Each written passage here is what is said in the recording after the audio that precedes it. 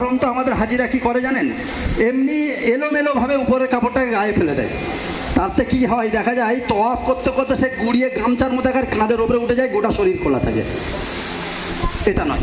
পুরুষের জন্য বিনা ওজরে শরীর খুলে রাখাটাও মাকরুহে তাহরিমি। ইমাম আবু হানিফা রহমাতুল্লাহ আলাইহি বলেছেন, কেউ যদি খালি গায়ে থাকার অভ্যাস করে নেয় তার শাহাদাত মানে সাক্ষী গ্রহণযোগ্য নয়। কথা বুঝতে পেরেছেন? সেই জন্য এটাকেও আমরা এমন পরবো যেন আমার শরীরটা উপরের শরীরটা ঢাকা থাকে। তার জন্য এটাও সহজ, একদম সেম। ওটা ছিল বগলের নিচে থেকে, এটা হবে কাঁধের উপর থেকে। বাম দিকের কাপড় ছোট হাতের সমান, ডান দিকেরটা বেশি।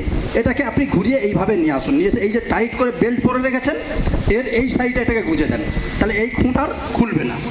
বুঝতে পেরেছেন? এবার এইটাকে আপনার সুবিধা মতো একটা করে নিয়ে, যেমন বাচ্চাদের শীতকালেতে মায়েরা চাদর বেঁধে দেয়, ওইভাবে আপনি ঘুরিয়ে নিয়ে এসে এখানে এই খুঁটটাকে এখানে আপনি খুশে দেন, তাহলে দুটো খুঁটি আপনার সংরক্ষণ হয়ে গেল, গাও আপনার ঢাকা হয়ে গেল। আর যদি চাদরের মতো ফেলে দেন, দেখবেন ওই সাই যখন মানে রমল যখন করবেন বা ভিড়ে তওয়াফ করবেন, ও খুঁট খুলে অন্যদিকে চলে গেছে। কথা বুঝতে পেরেছেন? সেই জন্য এইভাবে আমরা পরে নেব। তার সহজ পদ্ধতি, এহরাম করা হয়ে গেল।